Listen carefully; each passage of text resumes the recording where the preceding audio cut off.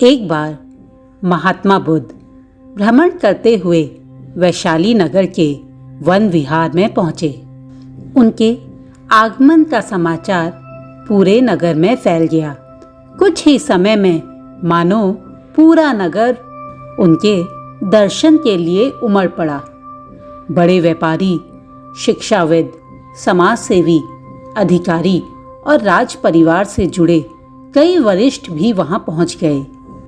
सभी की भावना थी कि तथागत बुद्ध अपने शिष्यों सहित उनके निवास पर पहुंचे एवं भोजन आमंत्रण स्वीकार करें। महात्मा बुद्ध सभी के निवेदन को सुन रहे थे और अपने स्वभाव के अनुसार मुस्कान के साथ आमंत्रण का आभार व्यक्त कर रहे थे। तभी वैशाली की प्रसिद्ध गणिका आम्रपाली भी वहां पहुंची।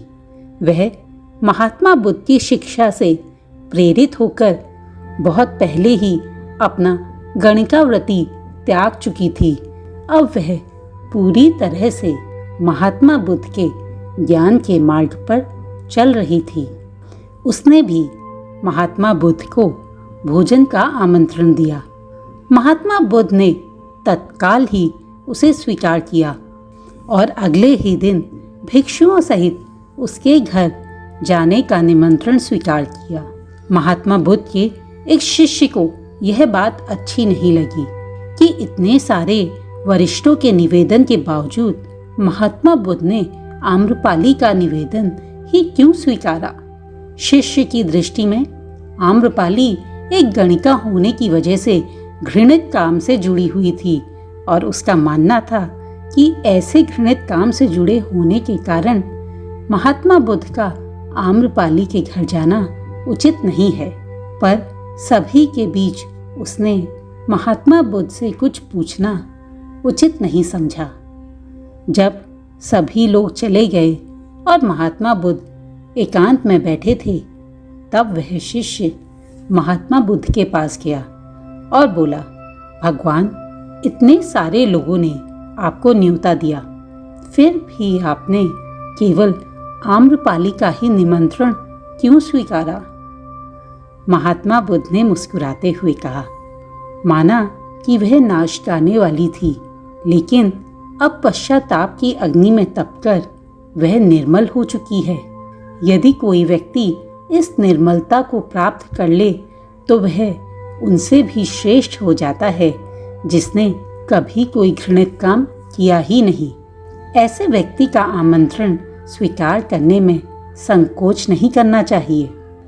यदि कोई व्यक्ति बुरे काम में लिप्त है और उस काम से बाहर निकल चुका है और अपनी गलती को सुधार रहा है, तो हमें ऐसे व्यक्ति को प्रोत्साहित करना चाहिए ताकि वह दोबारा उस गलत काम की ओर ना बढ़े। समझदार होने के नाते हमारा फर्ज है कि हम लोगों को बुराई से अच्छाई की ओर ले जाने में मदद करें और अगर कोई व्यक्ति अपनी बुराई का त्याग करना चाहता है तो समझदार होने के नाते हमें उसे सही रास्ते की ओर बढ़ने में प्रोत्साहित करना चाहिए।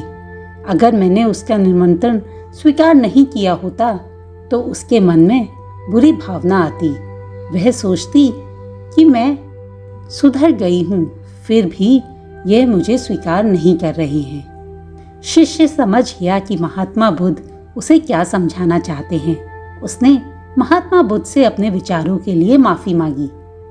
दोस्तों, हमें भी अपना दिल बड़ा रखना चाहिए।